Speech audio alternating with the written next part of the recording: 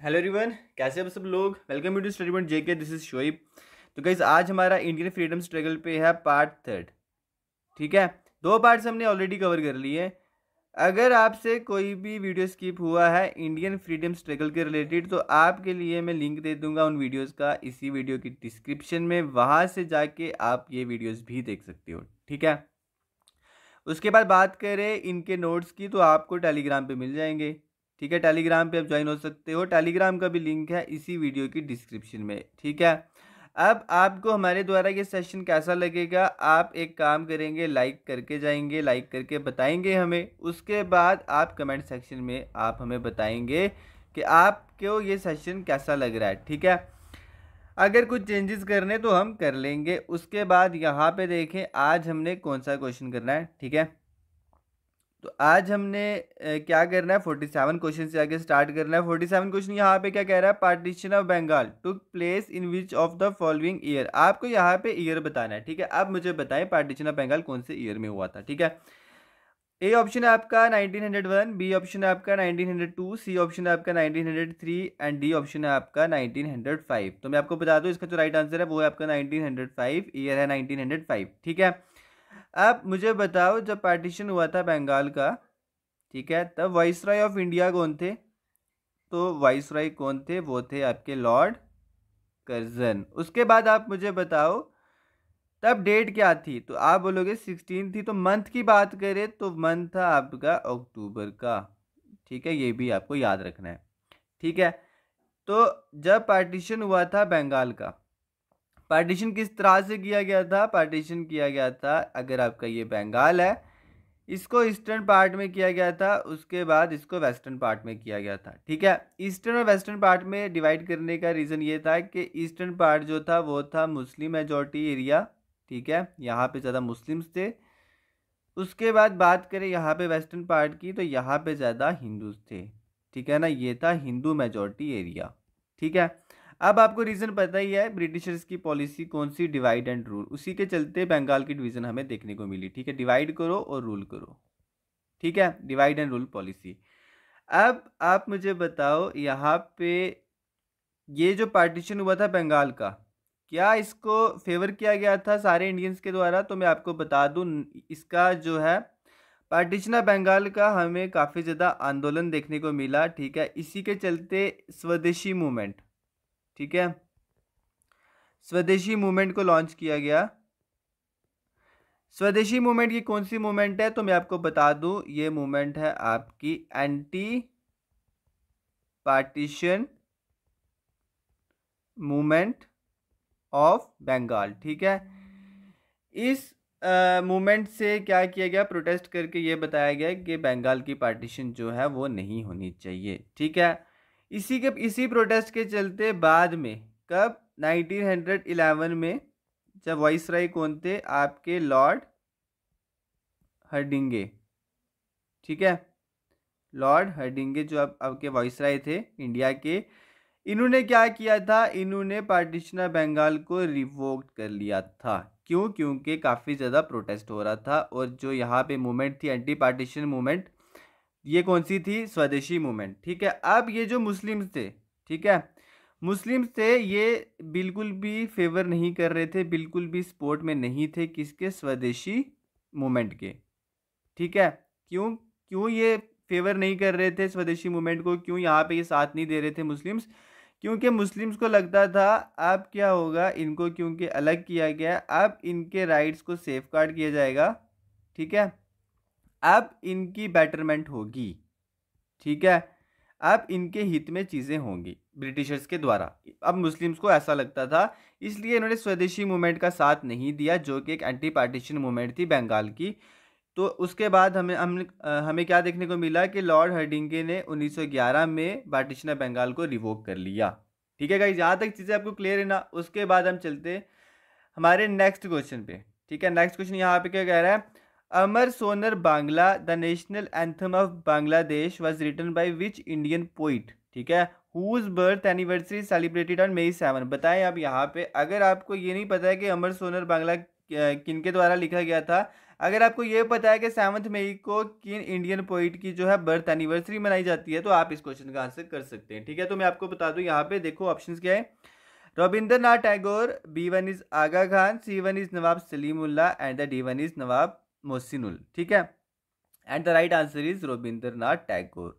ठीक है, इन्हीं की बर्थ एनिवर्सरी मनाई जाती है 7 मई को। यहाँ तक चीज़ें क्लियर है ना। अब आपको मैं बताता हूँ, ये जो आप यहाँ पे देख रही हो नेशनल एंथम, ठीक है, बट जब इसको लिखा गया था, इसको लिखा गया था पार्टीशन ऑफ बंगाल के टाइम पे, तब ये था नेशनल सॉन्ग। ठीक है, ये जस्ट एक नेशनल सॉन्ग था।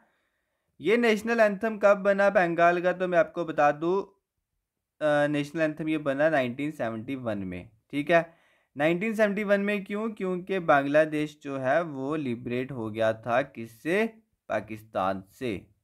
ठीक है, जब बांग्लादेश लिबरेट हो गया था पाकिस्तान से 1971 में, तब बांग्लादेश ने इसी अमर सोनर बांग्ला को अपना नेशनल एंथम जो है डिक्लेयर कर दिया। यहाँ तक चीज़ें क्लियर है ना आपको? बस ये याद रखना जो पॉइंट्स यहाँ पे मैं आपको लिखा रहा हूँ। अब यहाँ पे देखिए 49 क्वेश्चन क्या कह रहा है, द स्वदेशी मूवमेंट। अभी मैंने आपको बताया ये मूवमेंट क्या थी। ठीक है, द स्वदेशी मूवमेंट वाज लॉन्च्ड, तो आपको यहाँ पे बताना है। ऑप्शंस रीड करें।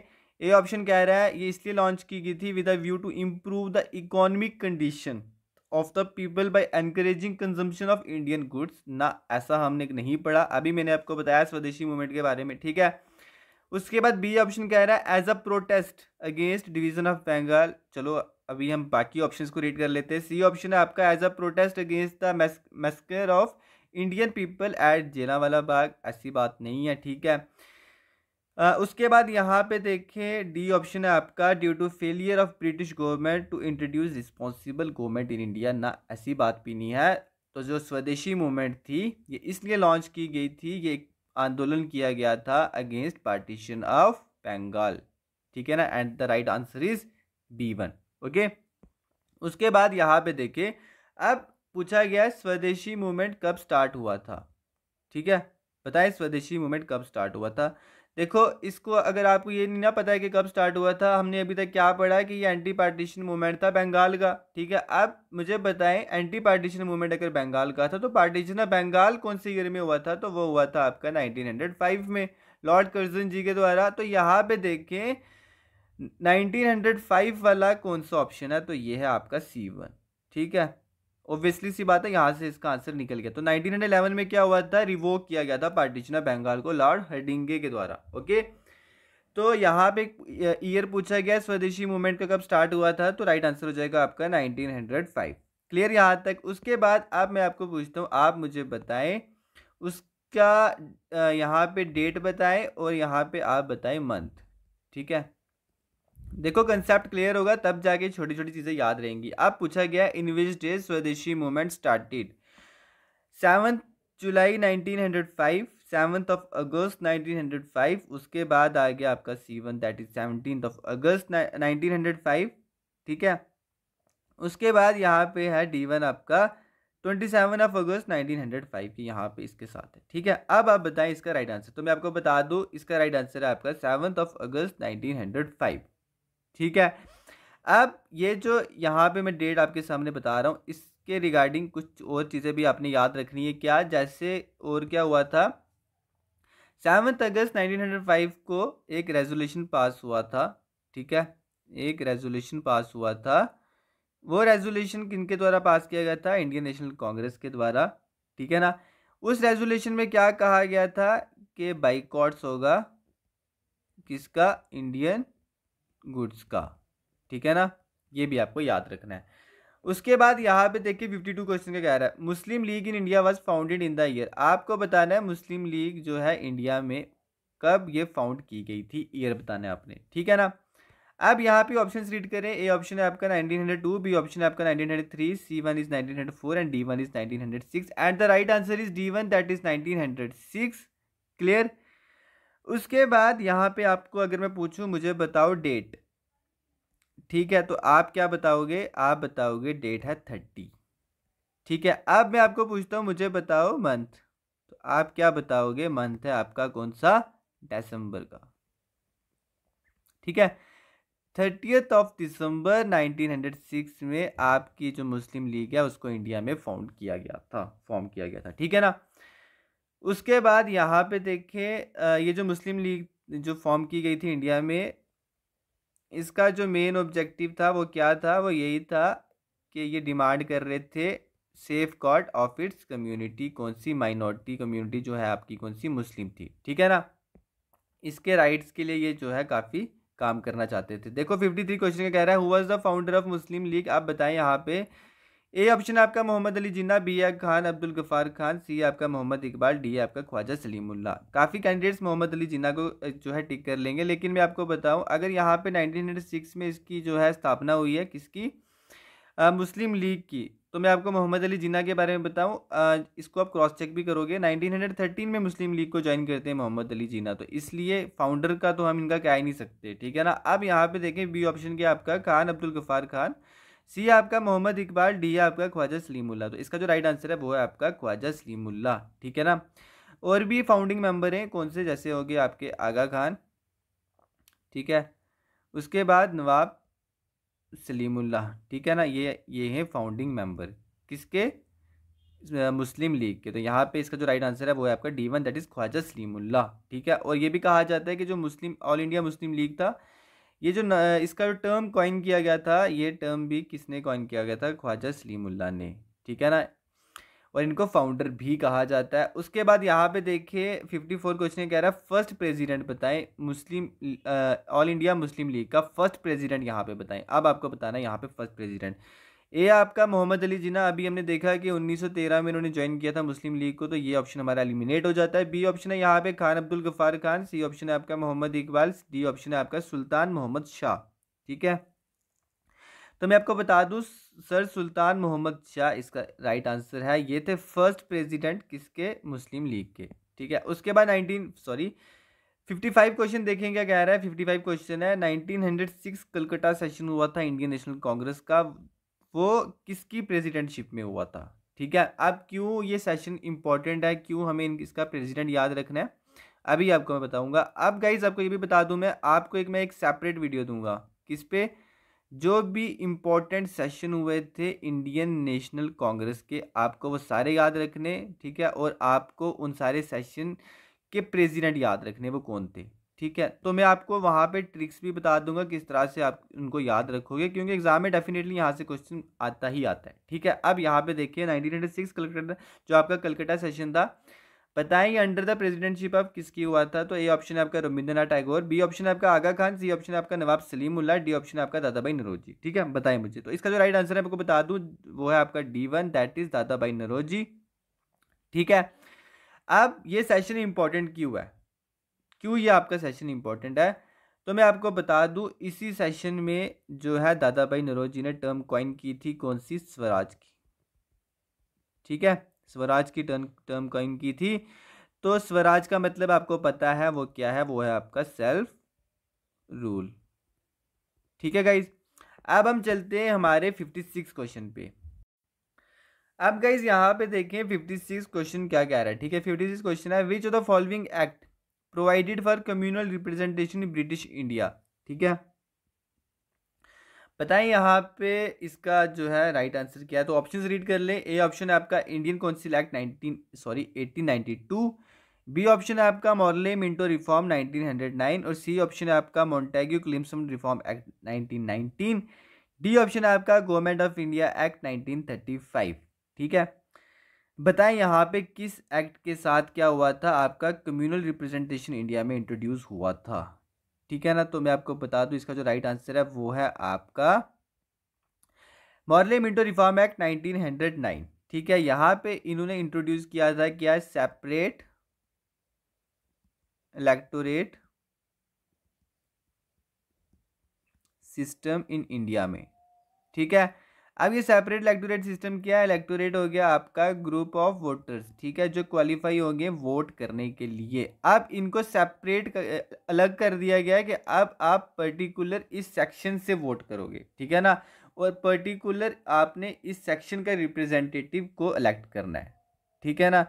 तो यहाँ पे हमें क्या देखने को मिला था 1909 में कि मुस्लिम्स के लिए क्या किया गया था, सेपरेट इलेक्टोरेट सिस्टम इंट्रोड्यूस किया गया था। अब मुस्लिम्स का रिप्रेजेंटेटिव मुस्लिम्स वोटर्स ही चुनेंगे, ठीक है ना। ये हमें यहाँ पे देखने को मिला था।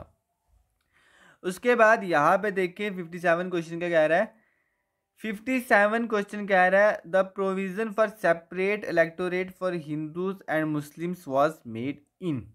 ठीक है,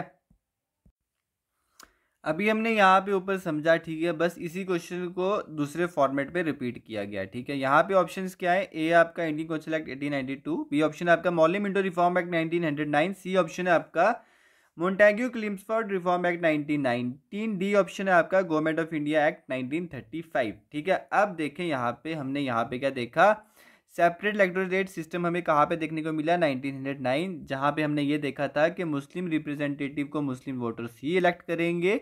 इसी तरह हिंदू जो आपका रिप्रेजेंटेटिव इलेक्ट होगा उसको हिंदू वोटर्स ही इलेक्ट करेंगे, हिंदू वोटर्स मुस्लिम रिप्रेजेंटेटिव के लिए वोट नहीं कर सकते। तो यहाँ पे separate electorate for Hindu and Muslims कौन से एक्ट में आया था, 1909 में, मॉर्ले मिंटो रिफॉर्म एक्ट। ठीक है ना। अब यहाँ पे देखो ये जो कौन थे, मॉर्ले, ठीक है, ये थे secretary of state for India. ठीक है, और ये जो मिंटो थे ये थे वाइसराय ऑफ इंडिया। ठीक है, देन वाइसराय ऑफ इंडिया कब की बात हो रही है, 1909 की, ये आपको याद रखना है। और मैं अगर आपको यहाँ पे बता दूं लॉर्ड मिंटो के बारे में ठीक है, लॉर्ड मिंटो के बारे में, इनको बोला जाता है फादर ऑफ कम्युनल रिप्रेजेंटेशन। ठीक है ना, रिप्रेजेंटेशन, इनको लॉर्ड मिंटो को क्या कहा जाता है, father of communal representation. Clear. तो ये सब चीज़ें जो मैं आपको एक्स्ट्रा बता रहा हूँ ये आपको याद रखना है। ठीक है, क्वेश्चन कहीं से भी आ सकता है। ओके, बात करें यहाँ पे 58 क्वेश्चन की, Lord Minto was known as the father of communal electorate, हमने अभी देखा। ठीक है, ये बिल्कुल स्टेटमेंट ट्रू है। तो यहाँ पे गाइज एक हमसे कुछ चीज़ें रहेगी, ये जो हम कर रहे थे 1906 का कलकत्ता सेशन, यहाँ पे हमने क्या देखा, यहाँ पे प्रेसिडेंट कौन थे, दादा भाई नौरोजी। अब मुझे याद ये आ रहा है, आप मुझे बताओ जो आपका सूरत स्प्लिट हुआ था, हमने पढ़ रखा है इसके बारे में प्रीवियस पार्ट में, आपका जो सूरत स्प्लिट हुआ था यहाँ पे इसका ईयर बताएं, ये सेशन कब हुआ था, तो ये हुआ था आपका 1907 में। स्प्लिट क्यों कहते हैं, यहाँ पे जो आपकी कांग्रेस है, ठीक है, ये स्प्लिट हो गई थी एक्सट्रीमिस्ट में और मॉडरेट्स में। ठीक है, मॉडरेट्स में और आपकी एक्सट्रीमिस्ट में। ठीक है, यहाँ पे इस सेशन का आप मुझे बताएं प्रेसिडेंट कौन था। ठीक है ना, ये भी आपको याद रखना है। तो इसको आपने नाम को कौन से को याद रखना है, वो है आपका रश बिहारी घोष। तो उसके बाद यहाँ पे बवाल मच गया था, ये सब चीज़ें हमने ऑलरेडी डिस्कस कर रखी हैं।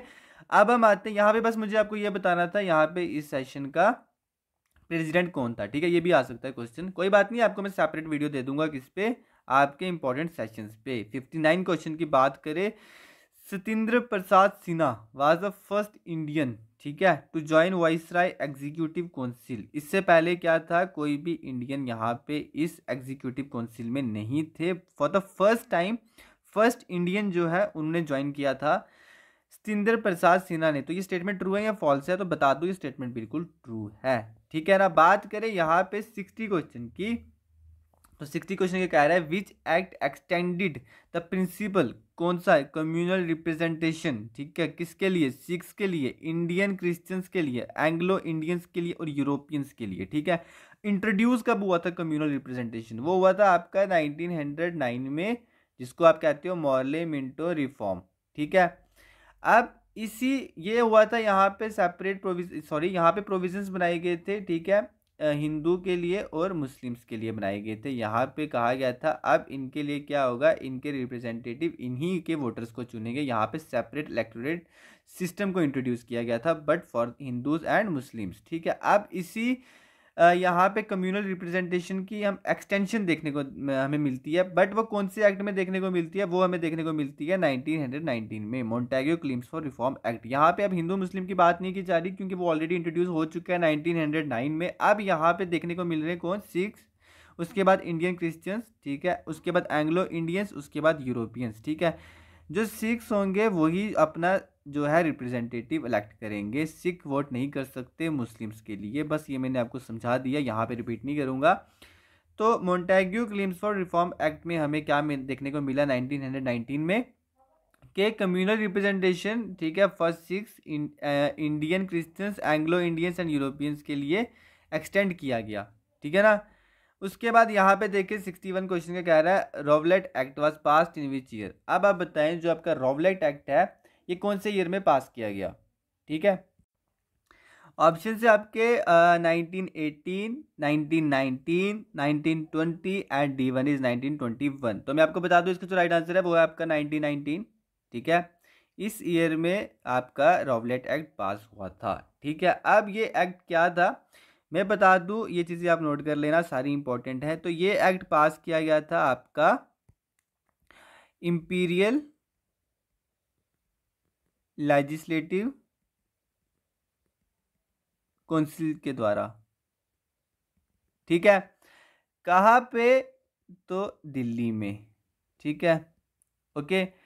उसके बाद आप यहाँ पे देखें, अब अगर मैं आपको पूछता हूँ, आपको ईयर पता है, अब आप मुझे बताएं कौन से डे को पास हुआ था। तो ऑन 18 मार्च 1919 को ये यहाँ पे रॉवलेट एक्ट पास हुआ था इंपीरियल लेजिस्लेटिव काउंसिल में, कहाँ पे, दिल्ली में, ठीक है ना।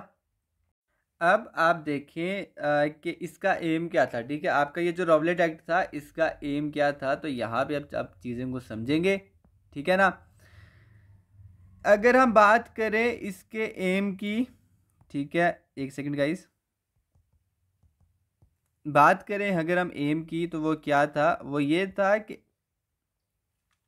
इसको इसलिए एनफोर्स किया गया था ताकि अगर ब्रिटिशर्स के खिलाफ, ठीक है, कोई भी रिवॉल्ट कर रहा है, ठीक है, या ब्रिटिशर्स के खिलाफ कोई भी कॉन्स्पिरेसी हो रही है तो इसको अप्रूव किया जाए। इसको यहाँ पे ब्रिटिशर्स को ये राइट है कि उसको यहाँ पे ये क्या कर देंगे, ख़त्म कर देंगे, ठीक है ना। अब यहाँ पे देखिए इसी जो आपका ये जो रॉवलेट एक्ट है, ठीक है, इसने एम्पावर कर दिया किसको, पुलिस को, क्या, कि वो किसी भी जगह जाके क्या कर सकते हैं बिना किसी वारंट के, ठीक है ना, वो वहाँ पे जाके छापा मार सकते हैं, ठीक है। और यहाँ पे क्या देखने को मिला कि इस एक्ट के साथ कि शक के आधार पे, ठीक है, ये किसी को भी अरेस्ट कर सकते हैं, ठीक है, शक के आधार पे किसी को भी अरेस्ट कर सकते हैं अगर इनको लगा कोई इनके खिलाफ कॉन्स्पिरेसी कर रहा है या कोई इनके खिलाफ क्या कर रहा है, विद्रोह कर रहा है, प्रोटेस्ट कर रहा है, कोई भी चीज़ें इनके खिलाफ अगर हो रही है तो शक के आधार पे अरेस्ट कर सकते हैं, 2 साल तक ये उसको अरेस्ट कर सकते हैं, ठीक है ना। ये सब यहाँ पे था। उसके बाद इन्होंने पब्लिक गैदरिंग्स को मना किया था। उसके बाद यहाँ पे इन्होंने कहा था जो भी फेस्टिवल्स होंगे वहाँ पे भी कोई गैदरिंग नहीं होगी, ठीक है। उसके बाद इन्होंने मेला पे जो है वो पाबंदियाँ लगाई थी। उसके बाद ये पीसफुल प्रोटेस्ट भी नहीं करने दे रहे थे, ठीक है। रॉवलेट एक्ट में इन्होंने ये चीज़ें मैंशन की थी, ठीक है। अब देखो इंडिया का रिस्पॉन्स क्या होता है इस एक्ट को, ये आपको यहाँ पे जानना है। इंडिया रिस्पॉन्स, इंडिया का हमें क्या रिस्पॉन्स देखने को मिला कि जो वाइसराय काउंसिल थी, ठीक है, वाइसराय काउंसिल में जो भी इंडियन मेंबर्स थे वो क्या करते, वो रिज़ाइन करते, ठीक है।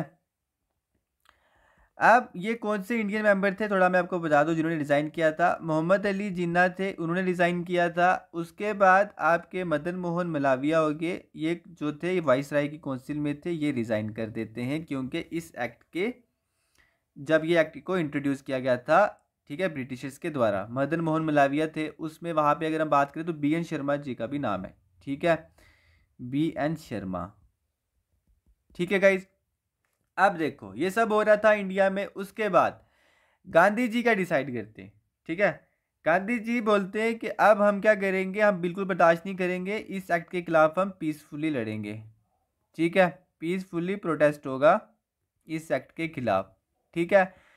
24 फरवरी 1919 की बात है। गांधी जी क्या करते, सत्याग्रह को स्टार्ट करते हैं, ठीक है ना, सत्याग्रह को स्टार्ट करते। कहाँ पे, एट बॉम्बे में, ठीक है, ये भी आपको याद रखना है। उसके बाद 6 अप्रैल को हमें क्या देखने को मिला, 6 अप्रैल 1919 को पूरे देश में हड़ताल हो जाती है, ठीक है, गांधी जी ने 24 फरवरी 1919 को सत्याग्रह स्टार्ट किया बॉम्बे से। उसके बाद 6 अप्रैल को हमें हड़ताल देखने को मिली पूरे के पूरे इंडिया में। उसके बाद देखें क्या होता है। 9 अप्रैल, ठीक है, 9 अप्रैल को क्या होता है, अरेस्ट कर देती है ब्रिटिश गवर्नमेंट, ठीक है, 2 इंडियंस को, और आपको इनके नाम याद रखने हैं, ठीक है। और वो 2 नाम कौन से हैं? एक है आपका डॉक्टर सत्यापाल, ठीक है। उसके बाद दूसरा नाम है आपका कौन सा, सैफुद्दीन किचलू, ठीक है। इनको अरेस्ट किया गया कब, 9 अप्रैल को, ठीक है ना। अब यहाँ पे देखिए उसके बाद क्या होता है। इस अरेस्टमेंट के बाद लोगों में काफ़ी ज़्यादा गुस्सा हुआ। जो भी लोगों को कहीं पे भी ब्रिटिश प्रॉपर्टी दिखती थी वो उसको क्या करते थे, उसको नुकसान पहुंचाना स्टार्ट कर देते थे। इवन के ब्रिटिशर्स के झंडे भी जलाए गए थे, ठीक है ना। उसके बाद देखिए 11 अप्रैल को क्या हुआ, ठीक है। चीज़ें सीक्वेंस में याद रखो, अच्छा रहेगा आपके लिए, ठीक है, थोड़ा सारा कंसेप्ट क्लियर हो जाएगा। 11 अप्रैल को क्या हुआ, 11 अप्रैल को मार्शल लॉ लगाया गया, ठीक है। मार्शल लॉ इन कहाँ पे, पंजाब, ठीक है। और ये जो डॉक्टर सत्यापाल और सैफुद्दीन किचलू को जो अरेस्ट किया गया ये भी पंजाब से ही किया गया, ठीक है, ये भी आपको याद रखना है। तो ये जो अरेस्ट किया गया, मैंने अभी यहाँ पे आपको क्या बताया था कि ब्रिटिशर्स ने रॉवलेट एक्ट में ये चीज़ भी कहा था, ये चीज़ भी मेंशन की थी कि वो 2 साल तक किसी को भी अरेस्ट कर सकते हैं शक के आधार पे, या कोई उनके खिलाफ प्रोटेस्ट करता मिल गया, ठीक है। इसी के चलते हमें डॉक्टर सत्यापाल और सैफुद्दीन किचलू की अरेस्टमेंट देखने को मिली। तो 11 अप्रैल 1919 को क्या हुआ, मार्शल लॉ लगाया गया, कहाँ पे, पंजाब में, ठीक है ना।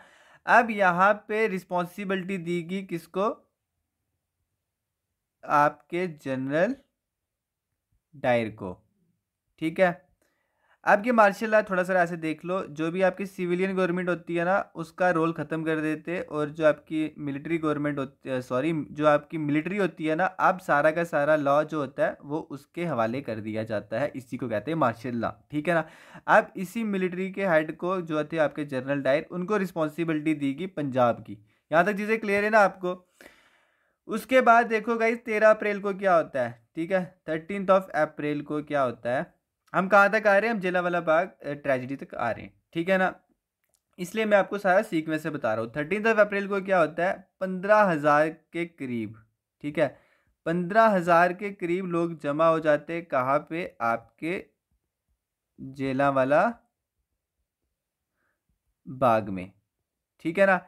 अब यहाँ पे इतने लोग जमा हो गए, उसके बाद वहाँ पे क्या हुआ, ये लोग क्या करने लगे, प्रोटेस्ट भी करने लगे against the arrestment of doctor Satyapal and Saifuddin Kitchlew, ठीक है।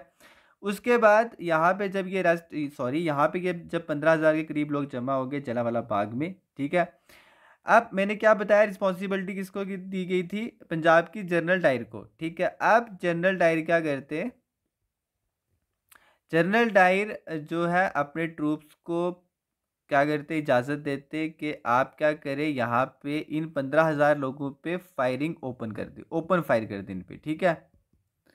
तो ओपन फायर जब इनमें हुआ, काफ़ी यहाँ पे हज़ारों में जो है लोग यहाँ पे जो है इन्होंने अपनी वहाँ पे जान गंवाई। इसीलिए बोला जाता है जलियांवाला बाग ट्रेजिडी, ठीक है। क्यों, यहाँ पे जब लोग जमा हुए तो जनरल डायर ने यहाँ पे जब फायर ओपन करवाया इन लोगों पे, ठीक है, तो काफ़ी ज़्यादा हज़ारों की तादाद से लोग यहाँ पे मारे गए, ठीक है ना।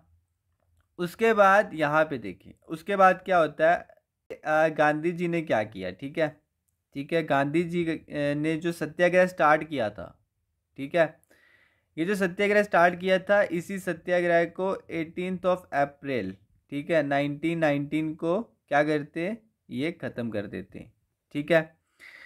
उसके बाद 3 साल बाद जैसे ही गांधी जी इस सत्याग्रह को वापस ले लेते हैं, इसके 3 साल बाद क्या होता है, जो आपका रॉवलेट एक्ट होता है, ठीक है, रॉवलेट एक्ट, इसको भी रिपील किया जाता है, ठीक है। तो अब आपको याद रखना है, रिपील जब किया गया था तब वॉइसराय कौन थे, तो मैं आपको बता दूं, तब वॉइसराय थे लॉर्ड रीटिंग, ठीक है। और कब रिपील किया गया था रॉवलेट एक्ट को? ये किया गया था आपका 1922 में, ठीक है। यहाँ तक आपको चीज़ें क्लियर है। अब यहाँ पे मैं आपको थोड़ा रिवाइज करवा लेता हूँ, ठीक है।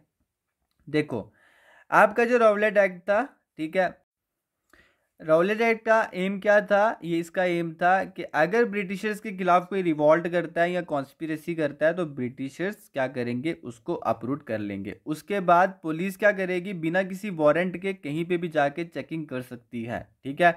उसके बाद अगर पुलिस को शक होता है तो वो शक के आधार पे किसी को भी 2 साल के लिए अरेस्ट कर देगी, ठीक है ना। पब्लिक गैदरिंग्स को मना किया गया, फेस्टिवल्स में जो गैदरिंग होती है उसको यहाँ पे मना किया गया, मेला पे जो है रोक लगाएगी। उसके बाद पीसफुल प्रोटेस्ट भी आप नहीं कर सकते, ठीक है ना। उसके बाद इंडिया ने क्या रिस्पांस किया? वाइसराय काउंसिल में जो इंडियन मेंबर्स थे उन्होंने उसी वक्त रिजाइन कर लिया, ठीक है। और वो मेंबर्स जो थे कौन कौन से थे? जैसे आपका उनमें नाम है किसका? मदन मोहन मलाविया जी का, मोहम्मद अली जिन्ना का, उसके बाद BN शर्मा, ठीक है। उसके बाद यहाँ पे देखें क्या 24 फरवरी 1919 को क्या होता है कि पीसफुल प्रोटेस्ट किया जाता है गांधी जी के द्वारा। वो बॉम्बे में सत्याग्रह को स्टार्ट करते हैं, किसके अगेंस्ट? इसी रॉवलेट एक्ट के अगेंस्ट, ठीक है।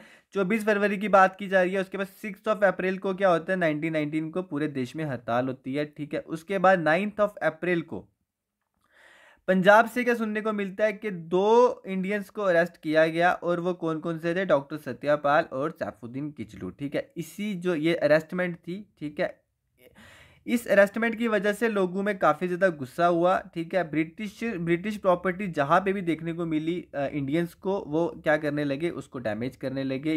हालांकि जो ब्रिटिशर्स के झंडे थे उनको भी जलाए गए, ठीक है ना। अब यहाँ पे देखें 11 अप्रैल 1919 को क्या हुआ? मार्शल लॉ लगाया गया पंजाब में, ठीक है।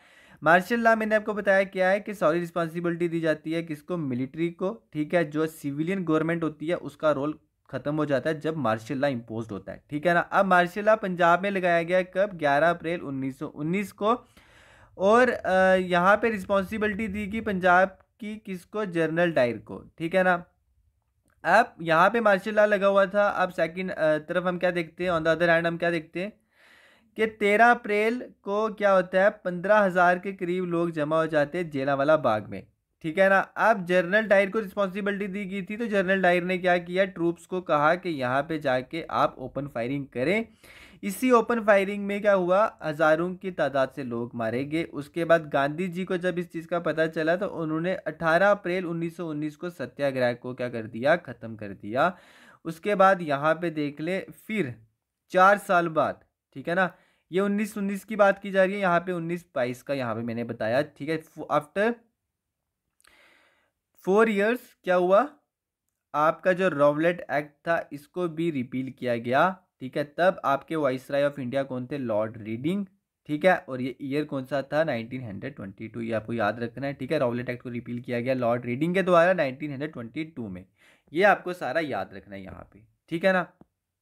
अब हम यहाँ पे आते 63 क्वेश्चन पे। Jallianwala Bagh massacre took place in which of the following year? अब आपको बताना है यहाँ पे जलियांवाला बाग कौन से ईयर में हुआ था। जो यहाँ पे हमने देखा 13 अप्रैल 1919 में क्या हुआ था? 15,000 लोग के जो हैं वो जमा हो गए थे जलियांवाला बाग में, ठीक है ना।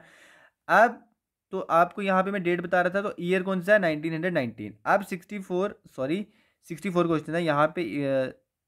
हाँ हाँ, ठीक है। 1919 है आपका जलियांवाला बाग मैसेकर हुआ था। उसके बाद यहाँ पे देखिए 64 क्वेश्चन कह रहा है Jallianwala Bagh massacre is the result of Rowlatt act 1919। बिल्कुल हमने देखा यहाँ पे रॉवलेट एक्ट आया, उसी के चलते जब अरेस्टमेंट की गई जब 2 इंडियंस की, डॉक्टर सत्यापाल और सैफुद्दीन किचलू की। उसके बाद क्या हुआ? 15,000 के करीब लोग कहाँ पे जमा हुआ? जलियांवाला बाग में हुए। तो जो फिर जब वहाँ पे जनरल डायर ने क्या किया? फायरिंग वहाँ पे करवाई अपने ट्रूप से, ठीक है। तो इसी को बोलते हैं हम जलियांवाला बाग ट्रेजेडी। तो ये किसका रिजल्ट था? रॉवलेट एक्ट का था। बिल्कुल ये सही बात है, तो स्टेटमेंट आपकी ट्रू है। उसके बाद बात करें यहाँ पे 65 क्वेश्चन की, खिलाफत movement launch in which year, ठीक है। अब बताना है आपको किस ईयर में खिलाफत मूवमेंट को लॉन्च किया गया। तो मैं आपको बता दूं इसका जो राइट आंसर है वो है आपका C1, दैट इज 1920 में, ओके। अब गाइज यहाँ पे देखो खिलाफत मूवमेंट की यहाँ पे पूछा गया खिलाफत मूवमेंट का। अब आपको क्या करना है, अब आपको आराम से पेशेंस रखना है। अब यहाँ पे हम स्टार्ट करेंगे कहाँ से, 1920 से और जाएंगे 1922 तक।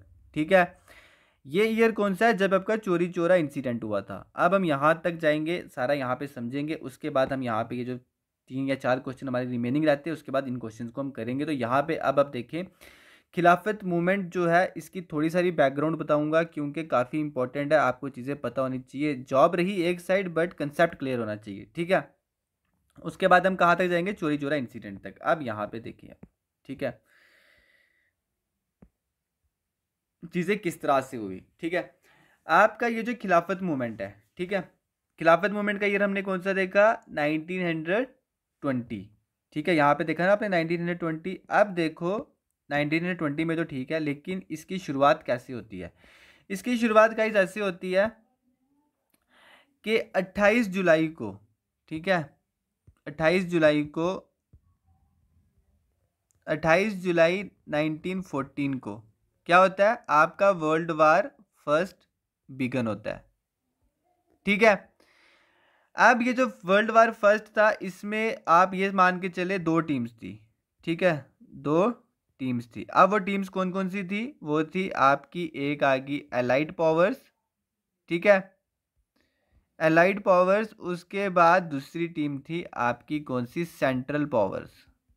ठीक है, आप जब इन चीज़ों को समझोगे उसके बाद आपको सारा क्लियर होगा। ऐसे कैंडिडेट्स ने क्या किया हुआ है, सारा का सारा मिक्सअप करके रखा हुआ है। नॉन कॉपरेशन मूवमेंट को चोरी चोरा के साथ, चोरी चोरा को मिक्सअप करके रखा हुआ है खिलाफत मूवमेंट के साथ। ठीक है, सिविल डिसोबीडियंस मूवमेंट, थोड़ा सा कंसेप्ट क्लियर नहीं है यहाँ पे। जब अब यहाँ 28 जुलाई 1914 से मैं स्टार्ट कर रहा हूँ, अब लास्ट पे आप देखोगे किस तरह से चीज़ें एक दूसरे से इंटर रिलेट कर रही है। बस आपको सीक्वेंस याद रखना है। ठीक है, अब मैंने आपको क्या बताया कि 28 जुलाई 1914 को क्या हुआ था, वर्ल्ड वार फर्स्ट आपका स्टार्ट हुआ था। 2 टीम्स थी जिनके बीच में वर्ल्ड वार हुआ था। आपकी एक टीम थी जो थी अलाइड पावर, दूसरी टीम थी सेंट्रल पावर। ठीक है, अब यहाँ पे देखें अलाइड पावर में मेंबर्स कौन कौन से थे। ठीक है, वो थे आपके कौन से, एक आगे ब्रिटेन, ठीक है, उसके बाद आपके फ्रांस, उसके बाद था जापान, उसके बाद था आपका रशिया, ठीक है, उसके बाद इटली। ठीक है, अब सेंट्रल पावर्स में कौन कौन से यहाँ पे मेंबर थे, आप इसको भी देखें। यहाँ पे थे आपके एक जर्मनी, ठीक है, जर्मनी। उसके बाद आ गया आपका ऑस्ट्रिया हंगरी, ठीक है, उसके बाद आ गया आपका बुल्गारिया, उसके बाद आ गया आपका ओटोमन अंपायर। ठीक है ना, क्लियर गाइस। अब देखें, अब होता क्या है, ये जो आपका ओटोमन अंपायर है ना, इसको तुर्किश ट्राइब ने क्या किया था, तुर्किश ट्राइब ने इसको फाउंड किया था। ठीक है ना, founded by Turkish tribe Ottoman umpire को। ठीक है, ये आपको याद रखना है, तुर्किश ट्राइब।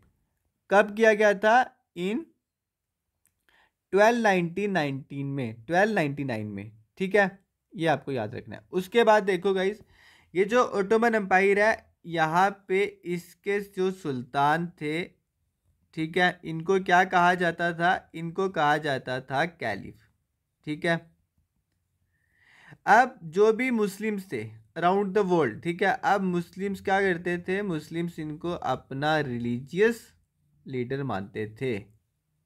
ठीक है, रिलीजियस और स्पिरिचुअल लीडर मानते थे। ठीक है, तो अब देखो यहाँ पे ये मैंने आपको ऐसा क्यों बताया। ठीक है, अब क्या होता है, नवंबर 1918 में, ठीक है, जो आपका वर्ल्ड वार फर्स्ट स्टार्ट हुआ था 28 जुलाई 1914 को, यहाँ पे 1918 को, ठीक है ना, नवंबर 1918 को आपका जो वर्ल्ड वार है वो ख़त्म हो जाता है। यहाँ तक चीज़ें आपको क्लियर है। इसका अब रिजल्ट आप देखो क्या होता है। जब वर्ल्ड वार खत्म हुआ था, ये जो 2 टीम्स के बीच में हुआ था, कौन सी टीम विनर थी, ठीक है, आपकी ये जो एलाइड पावर थी जिसमें ब्रिटेन, फ्रांस, जापान, रशिया और इटली थे, ये जो है ये विन कर जाती है। ठीक है, एलाइड पावर वॉन। ठीक है, इसका रिजल्ट में हमने क्या देखा, जो सेंट्रल पावर्स थी ये हार गई थी। ओके, यहाँ तक चीज़ें आपको क्लियर है ना। किसी तरह का डाउट है आप वीडियो रिवाइंड कर सकते हैं, आपको क्लियर हो जाएगा। मैं थोड़ी सारी आपको लास्ट पे रिवीजन भी करवा दूंगा यहाँ पे। ठीक है, अभी आप इसको समझे आराम से। यहाँ तक आपने देखा रिजल्ट में क्या हुआ कि आपकी जो सेंट्रल पावर थी वो हार गई थी। ठीक है, अब देखो यहाँ पे, अब आपको पता है जो जीती हुई टीम होती है वो हारी हुई टीम के साथ क्या करती है, ट्रीटीज करती है। ठीक है, ट्रीटीज में क्या है, कुछ चीज़ें मेंशन की जाती है, प्रोविजंस होते हैं। ठीक है, अब देखो जुलाई 1919 को क्या होता है। ठीक है, जुलाई 1919 को क्या होता है, ट्रीटी ऑफ वर्सलिस।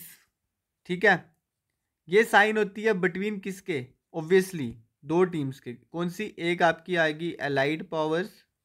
ठीक है, ये साइन करती है किसके साथ, आपकी यहाँ पे जर्मनी के साथ। ठीक है ना, जर्मनी और एलाइड पावर के साथ आपकी ट्रीटी ऑफ वर्सलिस साइन होती है। यहाँ पे कहा गया था एलाइड पावर्स के द्वारा क्या, कि जर्मनी के पास जितनी भी एशियन और अफ्रीकन कॉलोनीज हैं, ठीक है ना, उसको कौन कैप्चर करेगा, उसको कैप्चर करेगा एलाइड पावर्स, क्योंकि वो जीत गया था। अब वो जो भी कहेगा वो मानना पड़ेगा। ठीक है ना, इसलिए ट्रीटी ऑफ वर्सलिस साइन हुआ था एलाइड पावर और जर्मनी के बीच में। ठीक है, हम खिलाफत मूवमेंट तक आ रहे हैं। आपको मैं यहाँ पे बता दूँ, ये सब आपकी बुक्स में मेंशन है, मैं अपने से कुछ नहीं बता रहा हूँ। ठीक है, उसके बाद देखिए क्या होता है, किस तरह से होता है। यहाँ पे हमने ट्रीटी ऑफ वर्सलिस को पढ़ा, उसके बाद देखें फिर आती है आपकी ट्रीटी ऑफ सेवरिस। ठीक है, अब इसका ईयर कौन सा था आपका, 1920। कौन सा वाला, आपका खिलाफत मूवमेंट वाला ईयर। ठीक है ना, क्लियर है चीज़ें यहाँ तक आपको। ट्रीटी ऑफ सेवरिस में क्या देखने को मिला हमें, ये आपकी साइन होती है किनके बीच में, बिटवीन आपकी अलाइड पावर्स के बीच में, जिसमें जिसमें ब्रिटेन भी था। ठीक है ना, उसके बाद किसके साथ होती है, ओटोमन अंपायर के साथ होती है। ठीक है ना, जर्मनी, ओटोमन अंपायर, ये सेंट्रल पावर्स के मेंबर हैं। ठीक है ना, अभी हमने ऊपर देखा सेंट्रल पावर्स के मेंबर है, क्योंकि ये हारी हुई टीम में से। ठीक है, अब यहाँ पे ट्रीटी ऑफ सेवरिस 1920 में ब्रिटेन सॉरी एलाइड पावर और ओटोमन अंपायर के साथ यहाँ पे ये साइन होती है। अब ट्रीटी ऑफ सेवरिस के प्रोविजंस क्या थे, क्या चीज़ें मेंशन की गई थी ट्रीटी ऑफ सेवरिस में। तो देखो ओटोमन अंपायर जो था, ठीक है, यहाँ पे इनके पास जो यहाँ पे तुर्किश और नॉन तुर्किश टेरिटरीज थी। ठीक है, अब यहाँ पे ट्रीटी ऑफ सेवरिस में मेंशन किया गया था कि अब जो नॉन तुर्किश टेरिटरीज है उसका सारा का सारा जो कंट्रोल है वो किसके पास आ जाएगा, वो आ जाएगा आपका एलाइड पावर के पास। ठीक है ना, एलाइड पावर इन सारी नॉन तुर्किश टेरिटरीज पे कब्जा करेंगी। जो ओटोमन एम्पायर है वो सिर्फ और सिर्फ एम्पायर आ जाएंगे तुर्किश टेरिटरीज के। ठीक है ना, तो अब देखिए नॉन तुर्किश टेरिटरी में कौन कौन सा रीजन आ रहा था, ये आपको याद रखना है। ठीक है, इसमें आ रहा था आपका पैलेस्टीन। ठीक है, उसके बाद आपका आ गया सीरिया। ओके, उसके बाद गाइस आ गया आपका लेबनान। ठीक है, उसके बाद आपका आ गया कौन सा, इजिप्ट। ठीक है, उसके बाद आ गया आपका इराक। यहाँ तक आपको चीज़ें क्लियर है ना। अब ये जो नॉन तुर्किश टेरिटरीज थी ना, ये यहाँ पे माना जाता था इस्लामिक होली प्लेसेस है मैक्सिमम इनमें से। ठीक है ना, इस्लामिक होली प्लेसेस। ठीक है, क्योंकि इन टेरिटरीज में इस्लामिक होली प्लेसेस है। अब मैंने आपको यहाँ पे आ जाओ, यहाँ पे क्या बताया, ये जो ओटोमन अम्पायर थे जिसके सुल्तान थे कैलिफ। ठीक है, अब जो मुस्लिम्स थे पूरा का पूरा जो इंडिया में मुस्लिम्स थे वो इनको क्या मानते थे, अपना रिलीजियस और स्पिरिचुअल लीडर मानते थे। ठीक है ना, अब यहाँ पे हमने क्या देखा कि नॉन तुर्किश टेरिटरी में क्या आपकी इस्लामिक होली प्लेसेस भी हैं। ठीक है, तो ये ओटोमन अम्पायर के कब्जे में अब नहीं रही ट्रीटी ऑफ सेवरिस के बाद। तो इसी के चलते जो मुस्लिम्स से उनको ये चीज़ गवारा नहीं हुई, वो मुस्लिम्स चाहे दुनिया के किसी भी कोने में थे, ठीक है, वो इसके खिलाफ हर जगह से जो है आंदोलन करना स्टार्ट हो गए। मेरी बात यहाँ तक आप समझ रहे हो ना। ठीक है, तो उसके बाद जब हमने देखा कि Muslims all over the world क्या कर रहे हैं, प्रोटेस्ट कर रहे हैं, तो इंडिया से, ठीक है, अब इसका इंडिया से क्या हुआ, इंडिया से हमें काफ़ी ज़्यादा इसका प्रोटेस्ट देखने को मिला। कहाँ से, इंडिया से। ठीक है, इंडिया में इसका बड़ा अच्छा प्रोटेस्ट होता है। अब इस प्रोटेस्ट को कैसे कंटिन्यू किया जाता है, तो मैं आपको बता दूं, आपके जो दो ब्रदर्स है, कौन से, मोहम्मद अली, ठीक है, उसके बाद आगे आपके शौकत अली। कब? 1920 में ये भी प्रोटेस्ट करते हैं, ठीक है।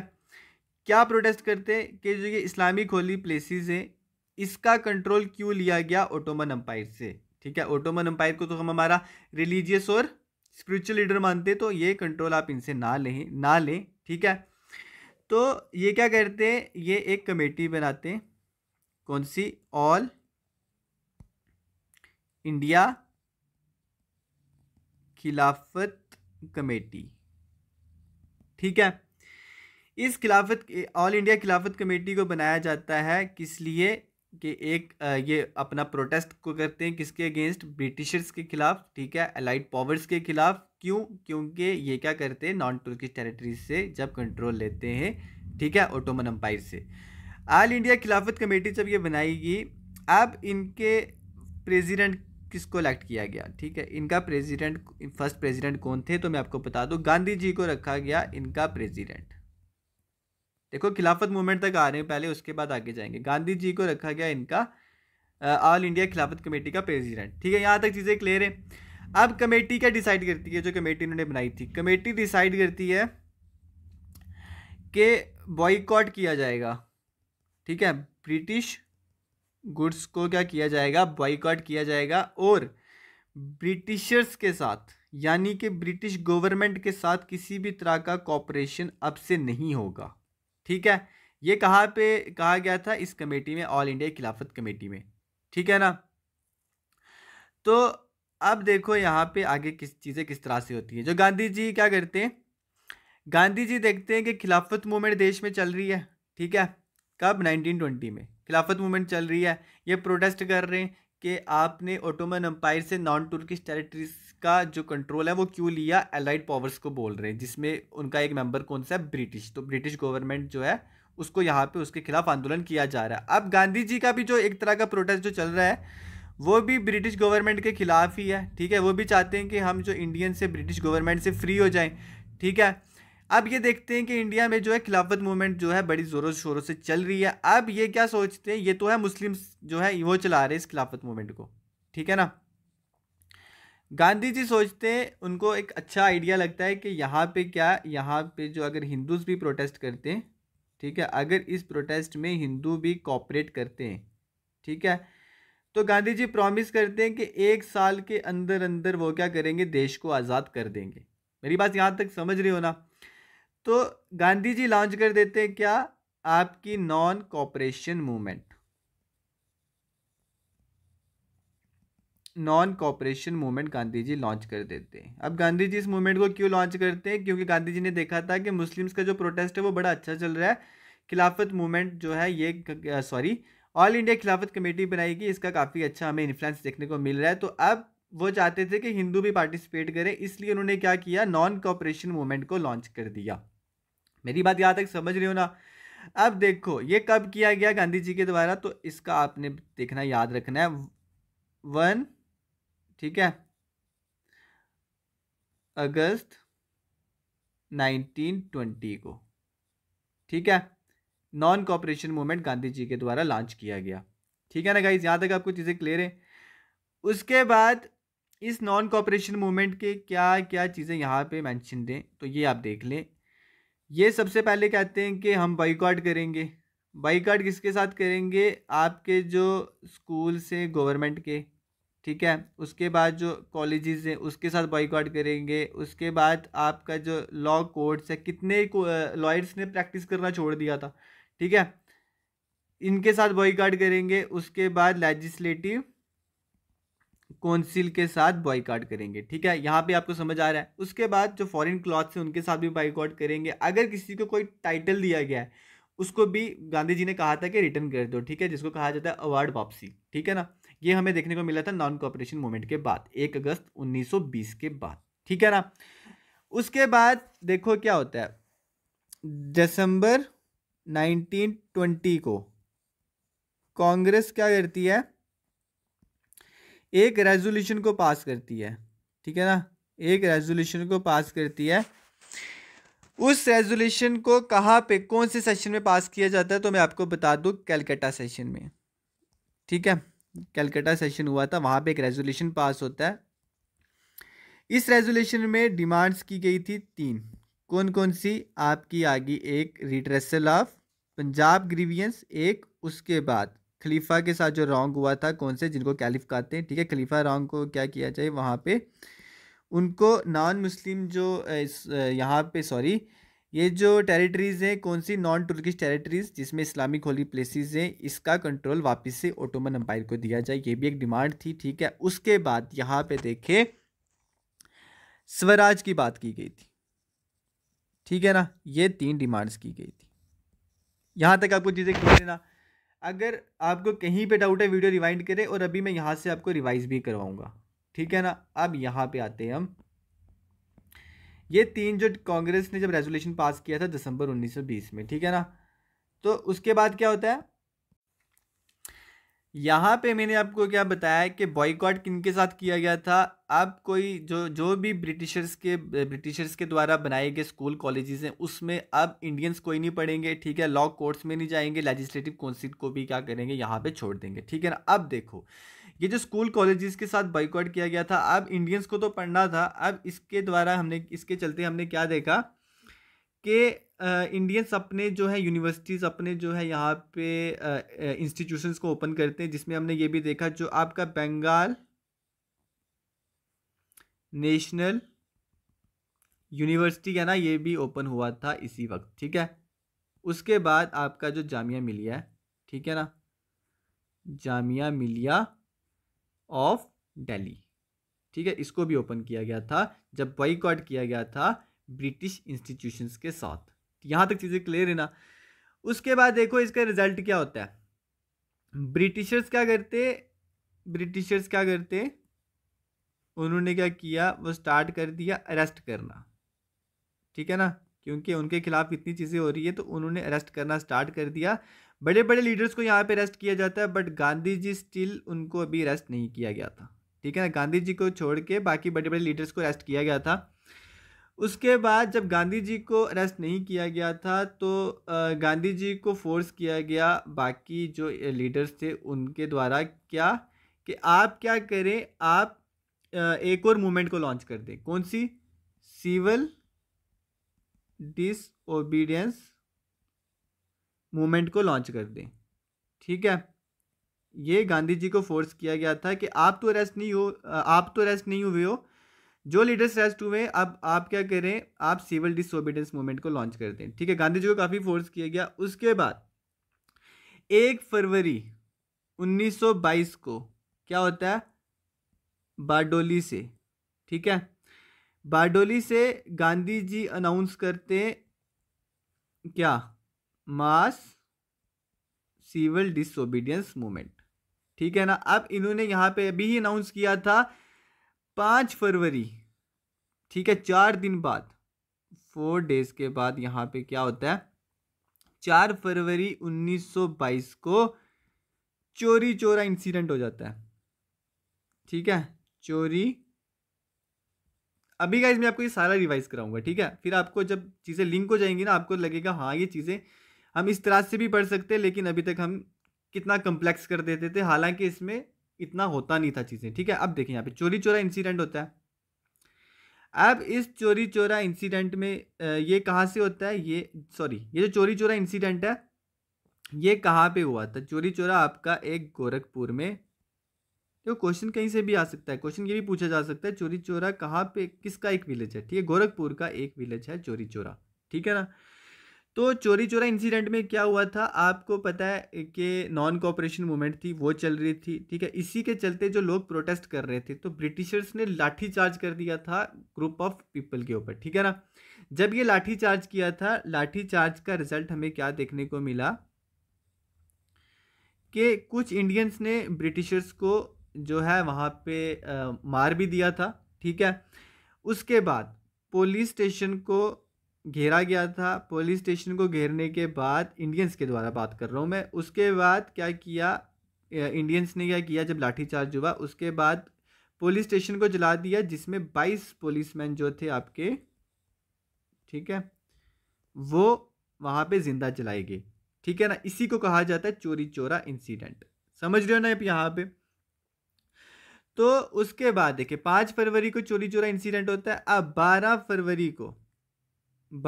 फरवरी को 1922 में क्या होता है, जो आपका नॉन कॉपरेशन मूवमेंट था, जिसकी वजह से लाठीचार्ज हुआ था और जिसकी वजह से 22 पुलिसमैन को जलाया गया था, तो नॉन कॉपरेशन मूवमेंट को विड्रॉ कर देते हैं गांधी जी।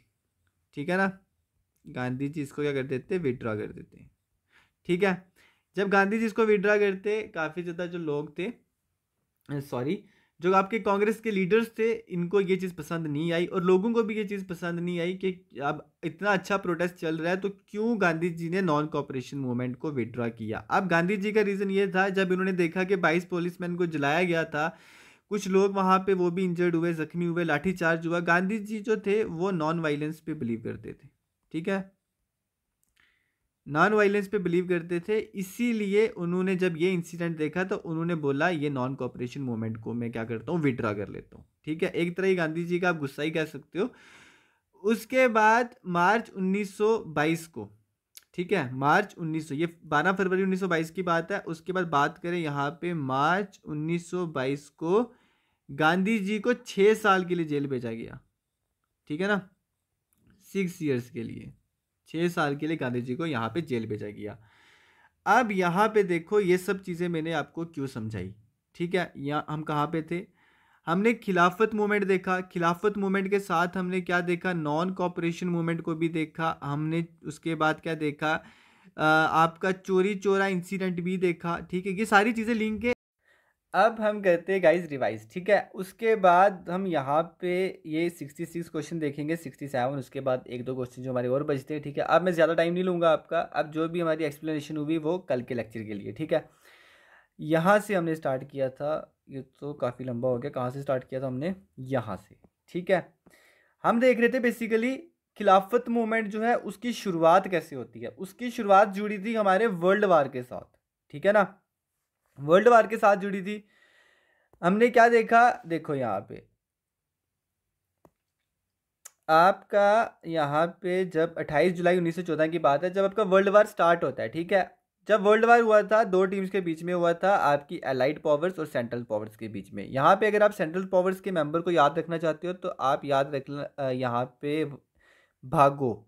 ठीक है, आप भागो को याद रख लेना, आपको यहाँ पे मेंबर्स याद हो जाएंगे। बी से आ गया आपका आपका बुल्गारिया, उसके बाद ए से आ गया आपका ऑस्ट्रिया, जी से आ गया आपका जर्मनी, एच से आ गया आपका हंगरी, ओ से आ गया आपका ओटोमन अम्पायर। भागो से आप कैसे याद रख सकते हो, भागो क्योंकि ये हार गए थे ना सेंट्रल पावर्स, तो ये भाग गए थे। ठीक है ना, तो ऐसे आप याद रख सकते हो, ये आपके लिए ट्रिक है।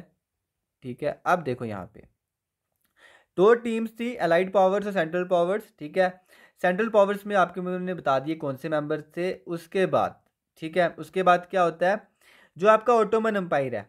ठीक है, यहाँ पे मुझे आपको ओटोमन अम्पायर का समझाना था, तब आपको खिलाफत मूवमेंट समझ आती, इसलिए यहाँ पे मैंने आपको चीज़ें थोड़ी डिटेल में बताई। ओटोमन अम्पायर को आपकी तुर्की की एक ट्राइब है वो यहाँ पे इस्टेब्लिश करती है, कब, 1299 में। ठीक है, 1299 में इसको तुर्किश ट्राइब के द्वारा यहाँ पे इस्टेब्लिश किया जाता है। ठीक है ना, अब यहाँ पे देखिए ओटोमन अम्पायर के सुल्तान को क्या कहते, सुल्तान को कहते थे कैलिफ। ठीक है ना, तो उसके बाद इनको मुस्लिम्स जो हैं ऑल ओवर द वर्ल्ड अपना रिलीजियस और स्पिरिचुअल लीडर मानते थे। ठीक है, अब नवंबर 1918 में हमने क्या देखा, जब वर्ल्ड वार सेकंड आपका ख़त्म हुआ, उसका रिजल्ट में हमने क्या देखा, जो आपकी सेंट्रल पावर थी, ठीक है, जो आपकी वो हार गई। ठीक है, 1 जुलाई 1919 में क्या हुआ, फिर जब हारी हुई टीम के साथ ट्रीटी साइन हुई और ट्रीटी ऑफ वर्सलिस साइन हुई बिटवीन अलाइड पावर और जर्मनी के साथ। और जर्मनी को ये कहा गया अलाइड पावर के द्वारा कि जर्मनी के पास जितनी भी एशियन और अफ्रीकन कॉलोनीज है, अब उन पे कब्जा हो जाएगा अलाइड पावर्स का।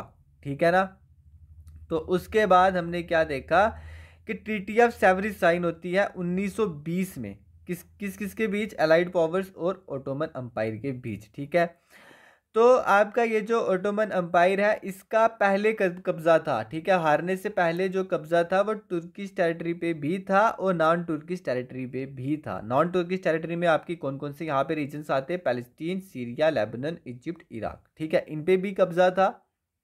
उसके बाद यहाँ पे देखें, जब ट्रीटी ऑफ सेवरेज साइन होती है तो ओटोमन अम्पायर को कहा जाता है अब जो आपका कंट्रोल है वो सिर्फ और सिर्फ तुर्किश टेरिटरी पे है, ना कि आपका नॉन तुर्किश टेरिटरी पे अब से कंट्रोल है। अब मुस्लिम्स को ये चीज़ गवारा नहीं थी, क्योंकि ये जो नॉन तुर्किश टेरिटरीज थी ये चाहते थे कि ओटोमन अम्पायर के कंट्रोल में ही रहे, क्योंकि ये इनको अपना रिलीजियस लीडर मानते थे। और ये जो नॉन तुर्किश टेरिटरीज थी यहाँ पे इस्लामिक होली प्लेसेस थी, ठीक है। अब ये नहीं चाहते थे ये एलाइड पावर्स के कब्जे में जाए, ठीक है ना। उसके बाद मुस्लिम्स जो है हर जगह से प्रोटेस्ट करना स्टार्ट करने लगे। इंडिया से हमें प्रोटेस्ट देखने को मिला, और जो दो ब्रदर्स थे मोहम्मद अली एंड शौकत अली 1920 में, ठीक है, इसी प्रोटेस्ट के चलते ये एक कमेटी को बनाते हैं जिसको कहा जाता है ऑल इंडिया खिलाफत कमेटी, ठीक है। और ये प्रेसिडेंट इसका चुनते गांधी जी को, ठीक है। गांधी जी को इसका फर्स्ट प्रेसिडेंट चुना जाता है। उसके बाद यहाँ पे देखें ये क्या कहते हैं कमेटी में, ये कहते हैं यहाँ पे कि बॉयकॉट किया जाएगा ब्रिटिश गुड्स को, ठीक है। उसके बाद ये ब्रिटिश गवर्नमेंट के साथ, ठीक है, किसी भी तरह का कोई कॉपरेशन नहीं करेंगे। ये सिर्फ और सिर्फ अभी तक मुस्लिम्स के द्वारा कहा गया था। अब गांधी जी क्या चाहते थे, ये अच्छा आंदोलन है, ठीक है, ब्रिटिशर्स के खिलाफ। वैसे भी हम सारे इंडियंस क्या कर रहे हैं, ब्रिटिशर्स के खिलाफ एक लड़ाई ही लड़ रहे हैं। हम आज़ादी यहाँ पे चाहते हैं ब्रिटिशर्स से। तो गांधी जी चाहते थे कि हिंदू भी अगर कॉपरेट करते हैं तो ये मैं आपको 1 साल के अंदर अंदर आज़ादी दिलाऊंगा। ये गांधी जी ने तब प्रॉमिस किया था। तो गांधी जी हिंदुओं को इन्वॉल्व करने के लिए क्या किया, गांधी जी ने नॉन कॉपरेशन मूवमेंट को लॉन्च किया, ठीक है। अब ये कब किया? 1 अगस्त 1920 को, ठीक है। चीज़ें क्लियर हो रही है ना कि नॉन कॉपरेशन मूवमेंट क्यों लॉन्च की गई? खिलाफत मूवमेंट के चलते ही गांधी जी के द्वारा नॉन कॉपरेशन मूवमेंट को लॉन्च किया गया। अब नॉन कॉपरेशन मूवमेंट पे क्या कहा गया कि बॉयकॉट किया जाएगा। वैसे ही बॉयकॉट यहाँ पे किस किस के साथ कहा था? ब्रिटिश गवर्नमेंट के साथ किसी भी तरह का कॉपरेशन नहीं होगा, और ब्रिटिश गुड के साथ जो है ये आप क्या करेंगे, बॉयकॉट करते। अब नॉन कॉपरेशन मूवमेंट में बस इसी चीज़ को थोड़ा और इम्प्लीमेंट किया गया कि अब से स्कूल कॉलेजेस में जो है हमारा वो बाइकाट है, उसके बाद लॉ कोर्ट्स में, उसके बाद लेजिस्लेटिव काउंसिल में। उसके बाद दिसंबर 1920 को क्या होता है, कांग्रेस भी इसके ऊपर ठप्पा लगा देती है और रेजोल्यूशन पास करती है कलकत्ता सेशन में, ठीक है। सी से कांग्रेस, सी से कलकत्ता सेशन, और यहाँ पे आप याद रख सकते हो सी से कॉपरेशन, ठीक है, नॉन कॉपरेशन मूवमेंट, ठीक है ना।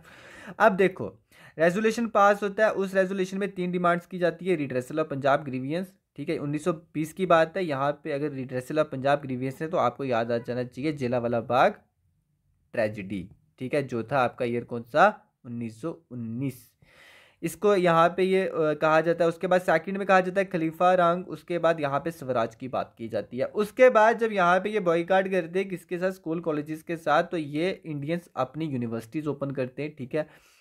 इसी के चलते बंगाल नेशनल यूनिवर्सिटी को ओपन किया गया, जामिया मिलिया ऑफ दिल्ली को ओपन किया गया, और भी हैं, आप उसको सर्च कर सकते हो। ये 2 इंपॉर्टेंट थी, मैंने आपको यहाँ पे बता दी, ठीक है। उसके बाद यहाँ पे देखें ब्रिटिशर्स क्या करते, अब वो अरेस्ट करना स्टार्ट कर देते हैं जो जो प्रोटेस्ट में वहाँ पे ब्रिटिशर्स को मिलने लगे, ठीक है। अब देखो गांधी जी अभी तक अरेस्ट नहीं थे, बड़े बड़े जो इंपॉर्टेंट लीडर्स थे वो अरेस्ट किए गए ब्रिटिशर्स के द्वारा। अब कांग्रेस जो है और जो अदर लीडर्स हैं वो गांधी जी को ये कहने लगे क्योंकि अब तो आप अरेस्ट नहीं हो, ठीक है, अब आप क्या करो, अब इसी प्रोटेस्ट के चलते आप सिविल डिसोबीडियंस मूवमेंट को लॉन्च कर दो, ठीक है। गांधी जी को काफ़ी फोर्स किया गया इस मूवमेंट को लॉन्च करने के लिए।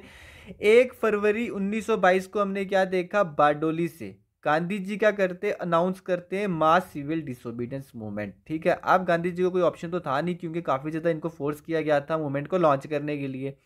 बारडोली से गांधी जी अनाउंस करते हैं, ठीक है। 4 दिन बाद, इनके अनाउंस करने के 4 दिन बाद ही हम चोरी चोरा इंसिडेंट हमें देखने को मिलता है। 5 फरवरी 1922 को चोरी चोरा इंसिडेंट हो जाता है, ठीक है।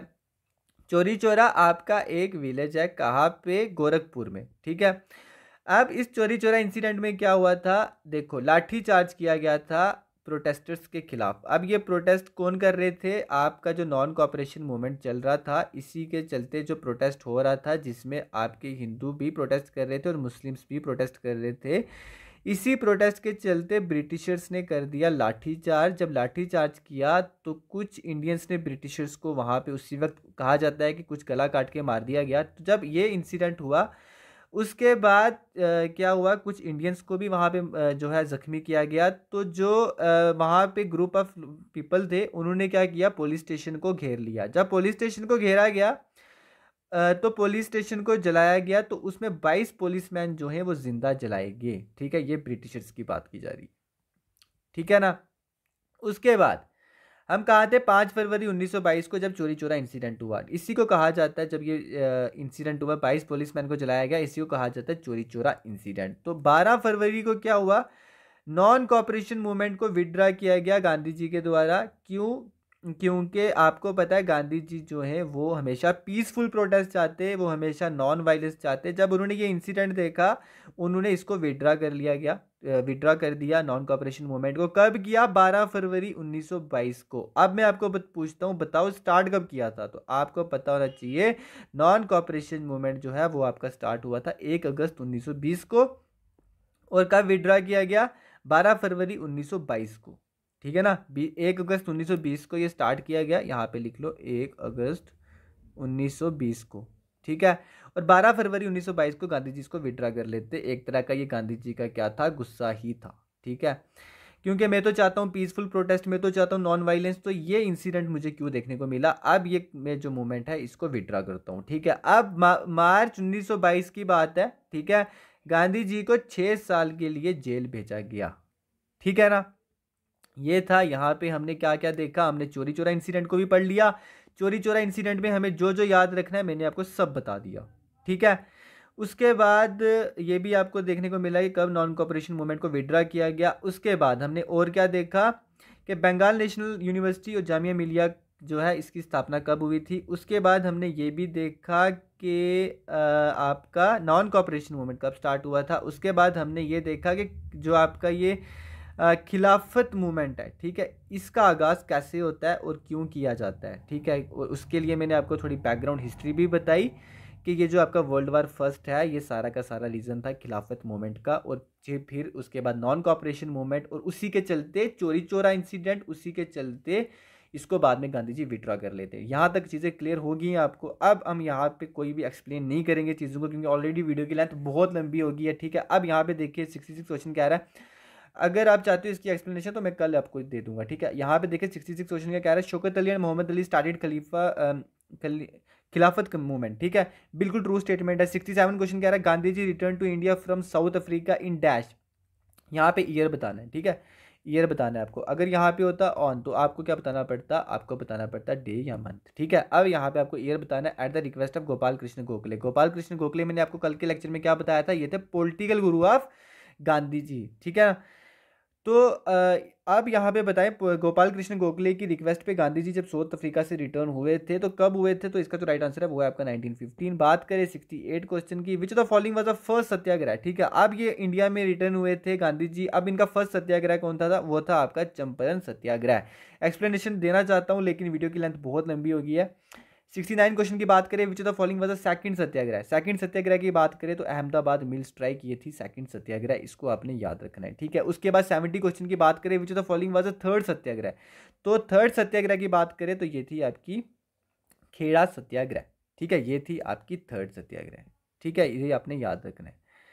उसके बाद यहाँ पे देखे non cooperation movement was started by Gandhi ji on, अभी हमने रीड कर लिया। तो आप मुझे ये बताओगे कमेंट सेक्शन में।